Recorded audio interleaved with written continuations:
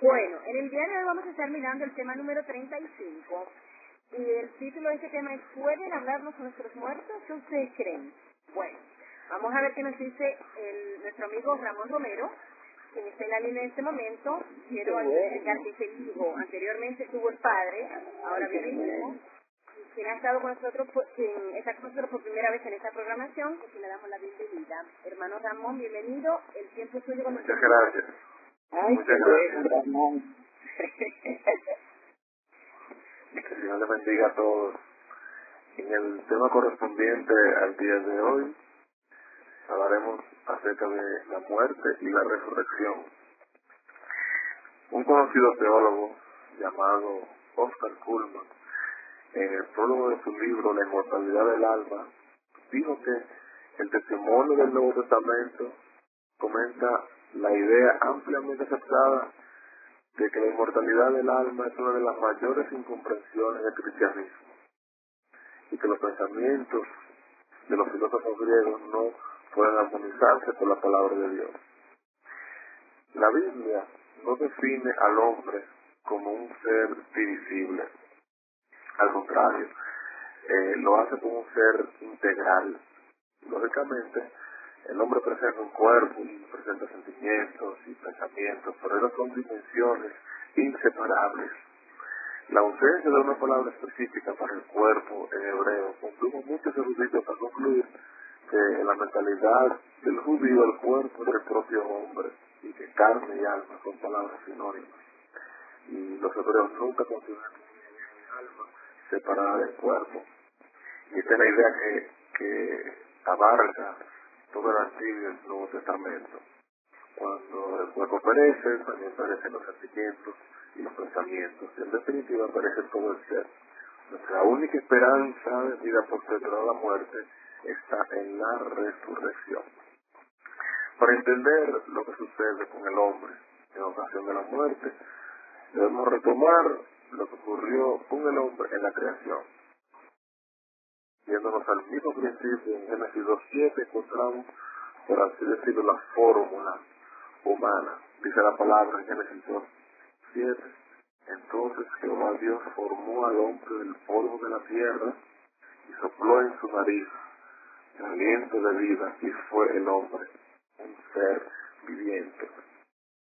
O sea, el hombre es el resultado de la unión entre el polvo de la tierra y ese aliento de vida que da Dios. Sin embargo, ese aliento de vida no representa una segunda entidad agregada al cuerpo como si fuera un ingrediente capaz de existir de una manera separada, sino que ese soplo de vida es el poder vivificador de Dios que transformó ese cuerpo sin vida en un ser viviente. Pablo y otros autores del Nuevo Testamento comparan la muerte como un sueño. Y el Antiguo Testamento aclara que eso sucede en un estado de completa inconsciencia. Si vemos, por ejemplo, textos como 1 Corintios 15 o 1 Tesalonicenses 4, Pablo se refiere a los santos muertos como aquellos que duermen. En Mateo 27, 51 y 52 nos informa que el cuerpo de muchos santos que habían estado durmiendo se levantaron y salieron de sus tumbas luego de que Jesús resucita. Y por supuesto en Hechos 7, cuando se habla acerca de la muerte de Esteban, se usa la expresión durmió. Sin embargo, la metáfora del sueño para hacer referencia a la muerte es sacada del Antiguo Testamento. Cuando Dios habla con Moisés en Deuteronomio 31, le dice, tú vas a dormir con tus padres. Y el contexto deja bien claro que se refiere a la muerte de Moisés. Cuando se habla acerca de, por ejemplo, de David, en 1 Reyes 2, se dice, David durmió con sus padres y fue sepultado. O sea, siempre se utiliza lo de dormir relacionado a la muerte. Y en Daniel 12 también aparece una vez más los que duermen. Y por supuesto, este pasaje de Daniel también hace referencia a los que murieron como evidencia de que también ellos resucitarán. O sea, la Biblia deja bien claro que los muertos están en un estado de completa inconsciencia. Voy a buscar la palabra, lo que dice un conocido texto acerca de la muerte. Es el libro de Eclesiastés. Eclesiastés, capítulo 9, versículo 5, afirma lo siguiente. Dice: pero los que viven saben que han de morir, pero los muertos no saben nada, ni tienen más paga, porque su memoria es puesto en el olvido. Y dice el versículo 6, también su amor y su odio y su envidia perecieron ya, y nunca más tendrán parte en todo lo que se hace debajo del sol. O sea, en el mismo verso 10 dice: todo lo que te venga a la mano será lo que en tus fuerzas, porque al sepulcro donde vas no hay trabajo, no hay obra, no hay ciencia ni sabiduría. O sea, el texto es muy claro en decir que cuando una persona fallece, cuando una persona perece, no solamente no sabe nada, sino que el lugar donde va también perecen sus pensamientos, sus emociones, y no tiene más partes a nivel de trabajo debajo del sol. El mismo Salmo 146:6 dice que los muertos ya no hacen más planes, así como ya no tienen memorias, o sea, no tienen conocimiento de las cosas que se están desarrollando en el mundo. Isaías 38:18 y el mismo Salmo 115 dice que los muertos no alaban al Señor. Y es una fuerte evidencia de que los muertos, cuando entran en ese estado, en la inconsciencia total, y el mismo Hechos capítulo 2 dice que los muertos permanecen en la sepultura. El mismo Jesús en diversas ocasiones comparó a la muerte con un sueño. Cuando en Mateo 9 se refiere a la muerte de la hija de Jairo, afirmó que a los que estaban ahí le dijo: la niña solo duerme. Y un famoso texto que cuando Jesús va a resucitar a Lázaro, le dice a sus discípulos, cuando les comunica que Lázaro ha muerto, le dice: nuestro amigo Lázaro se ha dormido, pero yo voy a despertarlo del sueño. Todo esto se enfoca por supuesto en la narración del milagro de la resurrección. Todos los textos que acabo de citar dejan bien claro que las personas, incluyendo las que fueron buenas, no van al cielo inmediatamente después de la muerte. Con respecto a eso, nada más esclarecedor que el hecho de que el mejor hombre que alguna vez ha vivido en este mundo murió después de Jesucristo y no fue al cielo inmediatamente después de su muerte. Cuando Jesús resucita en un domingo como hoy, a estas tempranas horas de la mañana de ese día, cuando se encuentra con María Magdalena y ella reconoce que es Jesucristo y le dice: maestro, Jesucristo dice: no me detengas porque todavía no he subido al Padre. O sea, Jesús, que nunca cometió pecado, que vivió una vida perfecta, cuando murió, él no fue inmediatamente al cielo. Y eso debe decir mucho acerca de los demás que han ido al sepulcro. Otro pasaje muy usado es el del ladrón en la cruz. Si tenemos claro que Jesús no fue al paraíso ese día, según lo que le dijo María el domingo de la resurrección, si él no fue al paraíso, tampoco le mintió al ladrón, porque no podía mentir. Entonces, ¿cómo se explica ese texto de Lucas 23? Entonces, muchos eruditos apuntan a un posible problema de traducción. En vez de leer: de cierto te digo que estarás conmigo en el paraíso, podría leerse: te aseguro hoy que estarás conmigo en el paraíso. Teniendo en cuenta que los manuscritos no tienen signo de puntuación, es posible que se pudiese leer: te aseguro hoy, porque el mismo Señor Jesucristo ese día no ascendió al cielo. Lo que pasó ese día fue que Jesús le otorgó al ladrón, junto a su pedido, la garantía de que el ladrón estaría junto a él en el reino de los cielos en ocasión de su regreso. Un pasaje más que habla acerca de lo que ha sido malinterpretado con respecto a si podemos hablar con quienes han fallecido. Es una historia de lo que le ocurrió a Saúl en Endor con el profeta Samuel. Quiero leer este pasaje para que podamos entender el contexto de lo que pasó. Primero Samuel 28, en 13 en adelante. Dice, ya Samuel había muerto, y todo Israel lo había lamentado, y le habían dado sepultura en Ramá, su ciudad. Y Saúl había arrojado de la tierra a los encantadores y adivinos. Se juntaron pues los filisteos y vinieron y acamparon en Sunem, y Saúl junto a todo Israel acampó en Gilboa. Y cuando vio Saúl el campamento de los filisteos, tuvo miedo y se turbó su corazón en gran manera. Y consultó Saúl a Jehová, pero Jehová no le respondió ni por sueños, ni por Urim.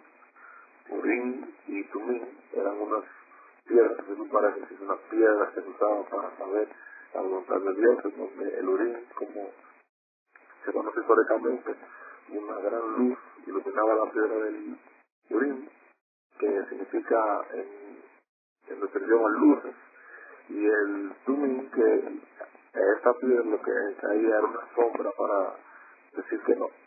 Y dice la Biblia que ni la habló por sueños, ni por Urim, ni por profetas. Entonces Saúl le dijo a sus criados, búscame a una mujer que tenga espíritu y adivinación, para que yo vaya a ella y por medio de ella yo pregunte. Y sus criados respondieron, he aquí hay una mujer en Endor que tiene espíritu de adivinación. Dice el versículo 8, y se disfrazó Saúl y se puso otros vestidos y se fue con sus hombres. Y vinieron a aquella mujer de noche, y él dijo, yo te ruego que me adivines por el espíritu de adivinación, y me hagas subir a quien yo te dijera. Y la mujer le dijo, he aquí tú sabes lo que Saúl ha hecho, como ha cortado de la tierra los evocadores de los adivinos. ¿Por qué pues pones los hijos en mi vida para hacerme morir? Entonces Saúl le juró por Jehová, vean esto, le juró por Jehová diciendo, vive Jehová que ningún mal te vendrá por esto.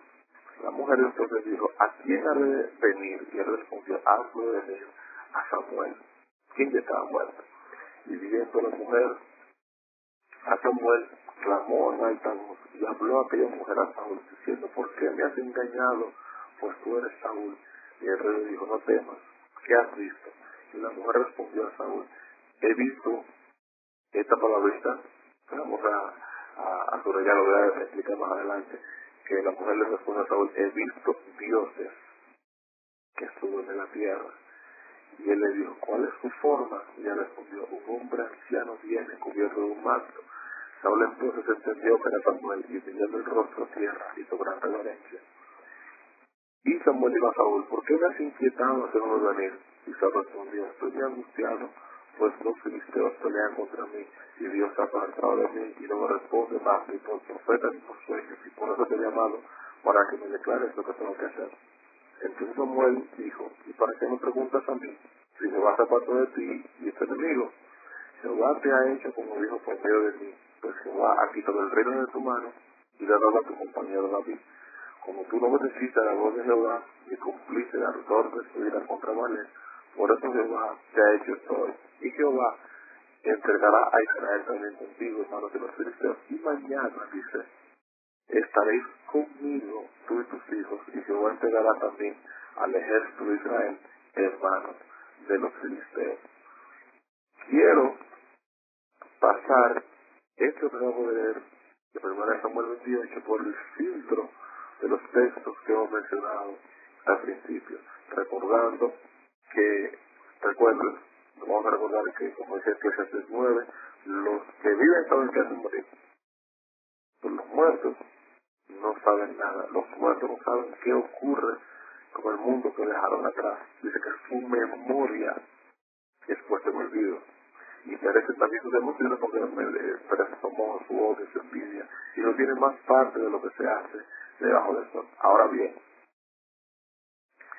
hay una serie de advertencias solemnes que da Jehová en contra de consultar espíritus de muertos. Por ejemplo, Levítico 19:31, Jehová dice: no os volváis a los encantadores de los divinos, no los consultéis, contaminándolos con ellos, yo Jehová, vuestro Dios. Isaías 8:19 dice: y si os dijere, preguntad a los encantadores adivinos que susurran hablando, responded, ¿no consultará el pueblo a su Dios? ¿Consultará entonces a los muertos por los vivos?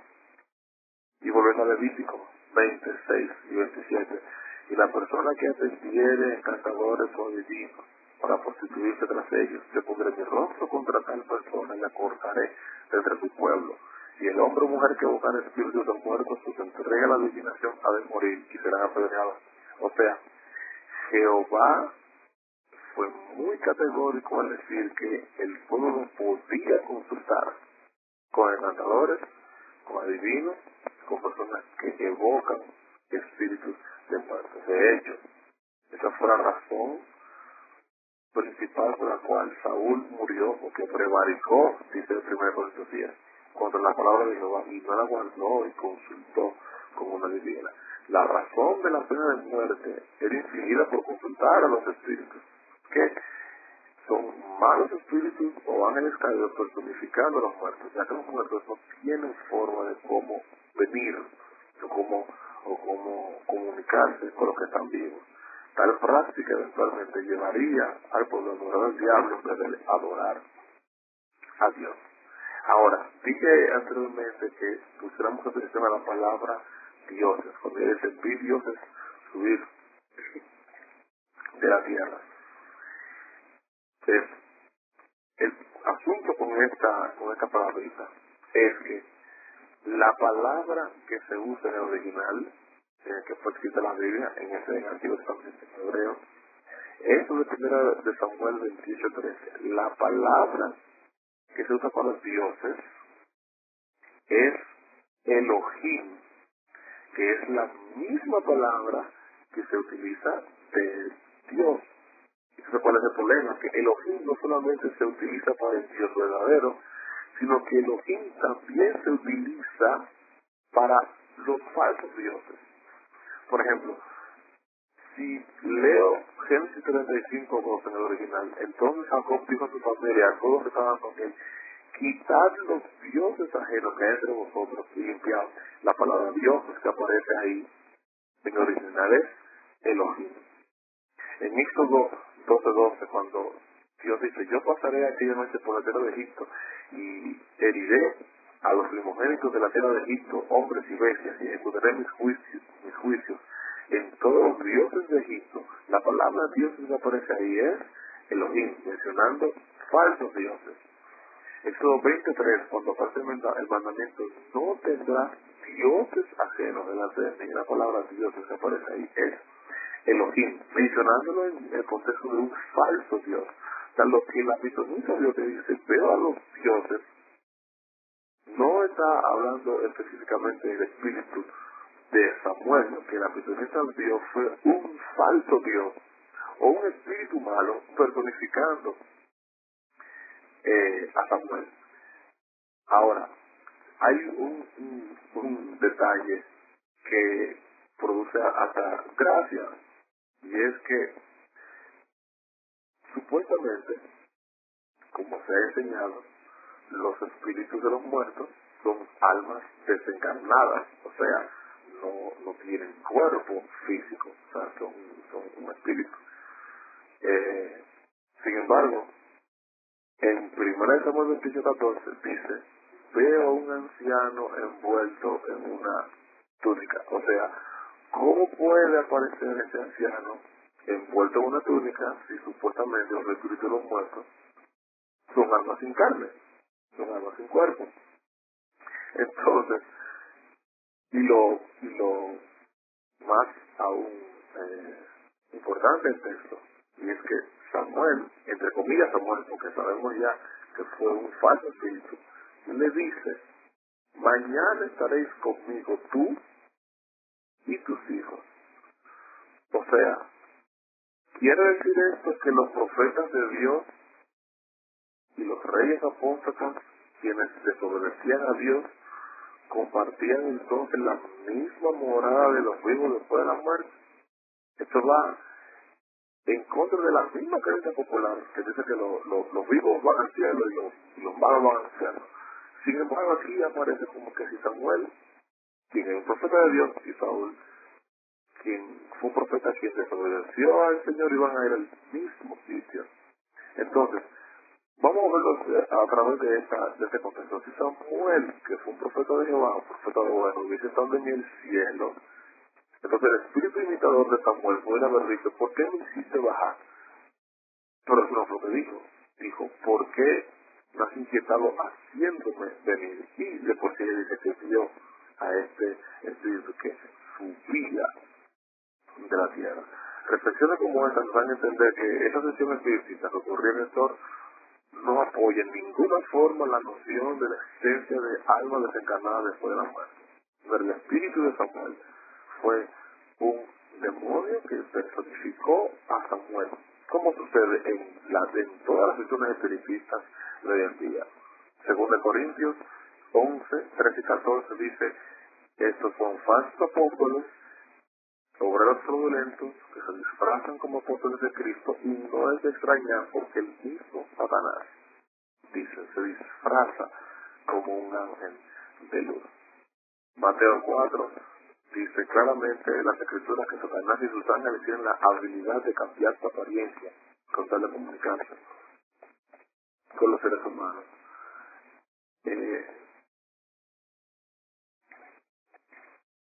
Por eso que dice 1 Corintios, 1 Crónicas 10, que murió Saúl por su rebelión, porque prevaricó contra Jehová, porque la palabra de Jehová que no la guardó, porque consultó a una adivina, y al no consultar a Jehová por esa causa lo mató, y traspasó, dice el versículo 14, el reino a David, hijo de Isaí. Ahora, que tenemos que estar claros de que no hay forma de que podamos comunicarnos con los seres que han fallecido. Quiero aclarar unos cuantos aspectos más y luego centrarme en la parte importante de la resurrección. El Nuevo Testamento presenta diversos casos de personas a las cuales Jesús resucitó cuando estuvo en la tierra. Un ejemplo clásico es la resurrección de Lázaro. Imagínense que Lázaro, al ser un seguidor de Cristo, hubiese ido al cielo al morir. ¿Ustedes creen que él quisiera volver a la tierra, dejando de lado las delicias celestiales después de los muertos? Por otra parte, ¿cómo puede ser el cielo un lugar de inefable gozo para los que están allí, si los que mueren se quedan viendo a sus seres queridos de la tierra todavía sufriendo? O sea, es extraño pensar de ese modo. Y según ya fue mencionado, ni el mismo David fue inmediatamente al cielo después de su muerte. ¿Alguien dudaría de que él no debería estar allí luego de haber pasado una profunda experiencia de arrepentimiento luego de sus pecados? Claro. Además, la propia Biblia dice que él fue un hombre conforme al corazón de Dios. ¿Cómo puede un hombre según el corazón de Dios no haber venido al cielo directamente? Lo que la Biblia nos dice es que él durmió, fue reunido con sus padres y vio corrupción, según Hechos 13:36. O sea, su cuerpo quedó corrompido. El hecho de que David y los que murieron en Cristo irán al cielo después de la resurrección en la ocasión de la segunda venida de Cristo es donde ocurrirá, no antes. Eso sucederá con David y con todos los que descendieron al sepulcro, confiados en la resurrección. Esa fue la garantía que se le dio a Daniel. En Daniel 12 dice: tú descansarás en los últimos días, al final de la historia del mundo, te levantarás para recibir tu herencia. Muchos en la ciudad, eso me lleva a recordar lo que ocurrió en Tesalónica, que la gente estaba muy afligida por la pérdida de sus seres queridos, Y parece ser que una creencia del judaísmo en el día de Pablo no había llegado a ser aceptada en la iglesia de la ciudad, que solo los que estuvieran vivos en los tiempos del fin pudieran ir al cielo. Aunque la mayoría de las religiones del tiempo de Pablo creyeran en una vida después de la muerte, como los griegos,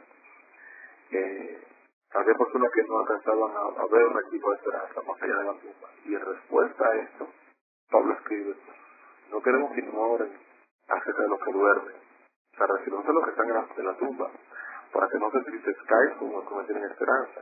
Creemos que Jesús murió y resucitó, y que Dios se da con Jesús a los que durmieron en él. Y por eso decimos en palabras del Señor que nosotros que vivimos, que habremos quedado hasta la venida del Señor, no precederemos, o sea, no iremos delante de los que durmieron, porque el mismo Señor descenderá del cielo con voz de mando y con voz de arcángel y trompeta de Dios, y los muertos en Cristo resucitarán primero, y luego nosotros, los que estemos vivos y ya hemos quedado, seremos arrebatados junto con ellos en las nubes a recibir al Señor en el aire, y así estaremos siempre con el Señor. Pablo nos muestra claramente que la muerte no es el final de todo. Los muertos en Cristo resucitarán. Es necesario, sin embargo, aclarar lo que dice cuando menciona que se cerrará con Jesús a los que durmieron con él. Muchos ven que supuestamente tal vez habrán ido al cielo, pero los que dicen esto contradicen la enseñanza de Pablo de que la resurrección ocurre en la segunda venida, no antes. Dios, cuando dice que traerá, no es que lo traerá a la tierra, sino que lo traerá del sepulcro a la vida durante la segunda venida de Cristo. Y por supuesto, los que son resucitados en la segunda venida son dice claramente, los muertos en Cristo. Si dice que resucitarán, eso quiere decir que antes de la segunda venida no estaban vivos, sino que descansaban en el sepulcro. Todas las decisiones relacionadas con nuestro destino eterno deben tomarse antes de la muerte. En la tumba no se pueden tomar decisiones, porque los muertos no son conscientes de nada. Las decisiones que tomamos hoy determinarán nuestro futuro eterno. Por eso es que la palabra de Dios es categórica, es decir, hoy es el día de salvación, hoy. Nosotros no tenemos certeza de mañana, si dentro de 2 meses, si dentro de 1 año, el día propicio para tomar nuestra decisión en la eternidad. Porque solo hay 2 caminos: la vida eterna o la muerte eterna. Los que reciben la recompensa de la vida eterna resucitarán en la segunda venida, y los que no reciban por Cristo sufrirán la pena de muerte eterna después del milenio, como aparece en Apocalipsis 20. Por eso es que ese libro de Eclesiastés, del cual mencionamos al principio, que hablaba de que los muertos no saben nada, termina ese libro diciendo esta advertencia solemne: Dios traerá toda obra a juicio, incluyendo toda cosa oculta, sea buena o sea mala. Y para que tenga lugar un juicio es necesario un fiel registro de los actos. Y en repetidas ocasiones la Biblia trata de ese tema. Y dice en Apocalipsis 20: a los muertos, grandes y pequeños, de pie del trono, los libros fueron abiertos. Y otro libro fue abierto, el libro de la vida. Y los muertos fueron juzgados según sus obras por las cosas que están escritas en los libros. Está claro que los muertos estarán presentes físicamente en el juicio. Los muertos estarán en el sepulcro, inconscientes. Y lo que se juzga es a partir de los actos que están registrados en los libros del cielo. O sea, esa tendencia de las personas a decir no, que las personas cuando mueren, si son buenas van al cielo, si son malas van al infierno. Primero, aparte de todo lo que hemos estudiado de que eso no es cierto, el determinar si la persona ha sido buena o ha sido mala depende no de la percepción del hombre o de la mujer quien queda atrás, sino de lo que quede registrado en los libros del cielo. Porque hay 2 clases de libros. En primero se menciona libros Y luego se menciona otro libro más, el libro de la vida. En él están registrados los nombres de todos aquellos que un día aceptaron a Cristo como Salvador y serán salvos. Eso es lo que dice Daniel 12:1. Y que fueron fieles hasta el fin. Porque Mateo 24:13 nos dice, ¿quiénes son los que serán salvos? Los que perseveren hasta el fin. Parece claro que los personajes bíblicos tienen conocimiento de la existencia de este libro porque lo mencionaron en distintas ocasiones. No obstante, la Biblia también presenta otros libros que se pueden llamar los libros de las memorias.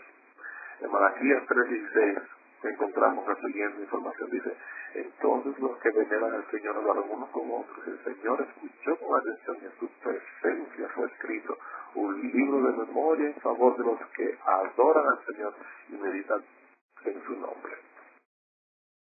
David lo mencionó en Salmo 56:8. Tus notas mis oídas, todas mis lágrimas están en tu redoma, todas están escritas en tu libro. En el día del juicio, los hombres darán cuenta, como dijo Jesucristo, de toda palabra ociosa que hablen. Así que, por eso dice el apóstol Pablo, recuerdo, no juzguen nada hace de tiempo, que ese juicio le pertenece al Señor. Ahora, otros creen que la persona cuando muere se va directamente al infierno. Y muchos tienen la idea de que se quemarán ahí por la eternidad.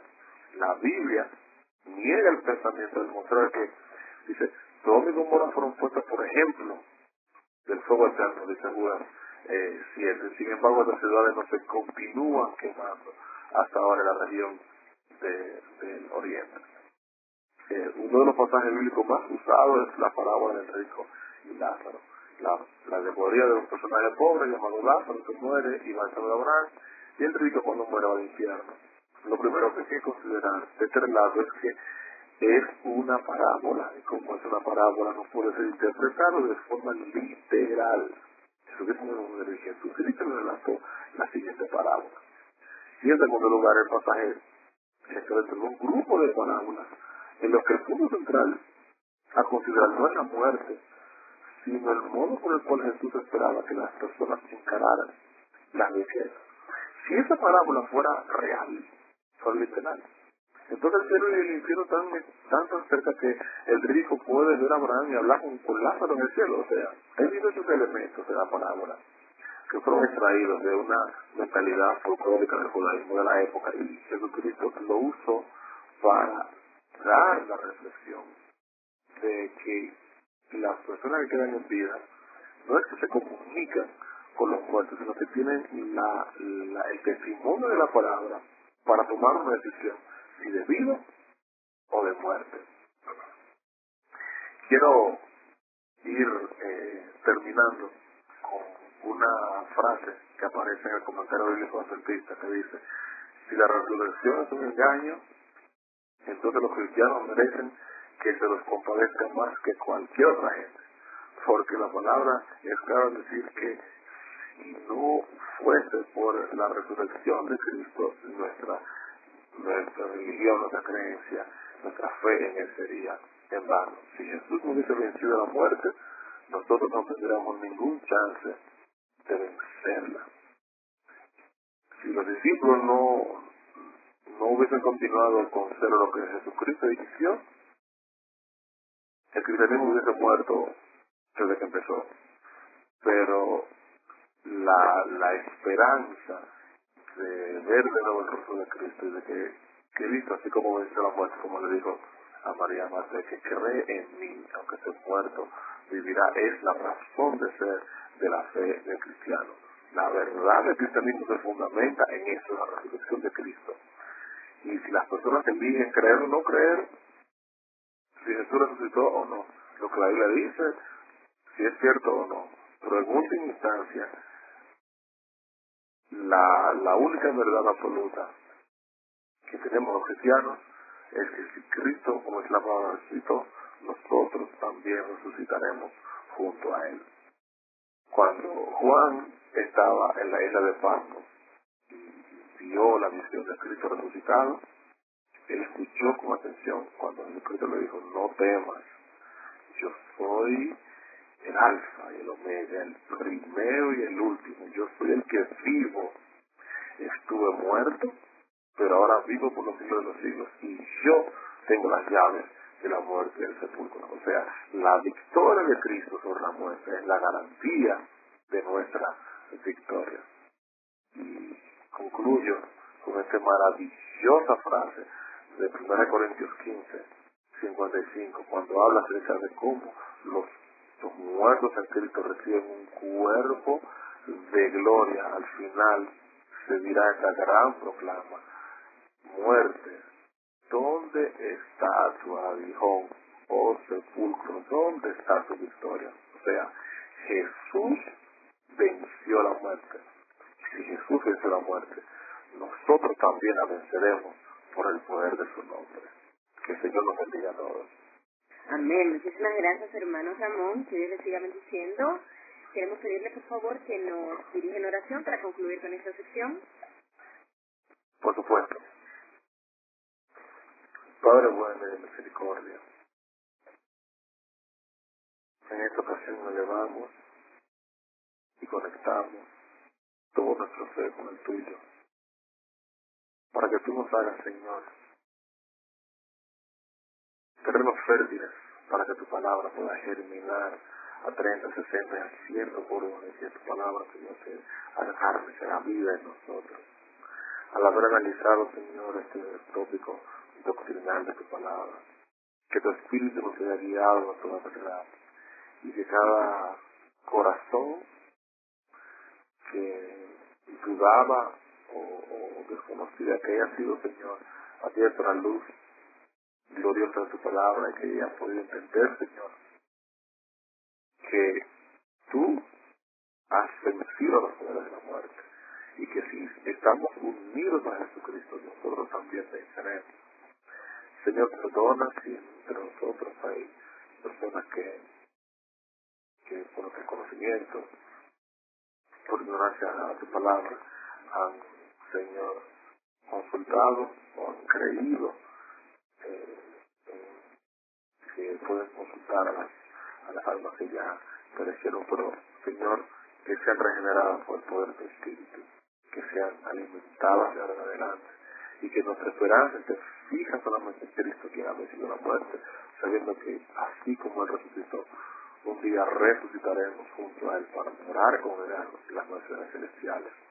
Permite que todos los que están, Señor, en esta cadena puedan seguir siendo bendecidos por tu Espíritu, y que tengan, Señor, la certeza de ver tu rostro, de vernos unos a otros en el reino de los cielos, junto a todos aquellos quienes se han entregado a ti y que también tienen el sello de la esperanza de la resurrección.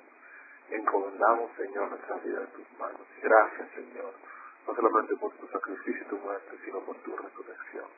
En tu nombre nos damos y te damos la gloria y las gracias. Amén. Amén. Una vez más, muchísimas gracias, hermano Ramón. Que Dios le siga bendiciendo. Gracias. A los demás, bye. A los demás hermanos, muchísimas gracias por haber estado con nosotros hoy. Nos estamos escuchando mañana a la misma hora. Espero que tengan un día muy bendecido. Ahí hablamos mañana. Bendiciones.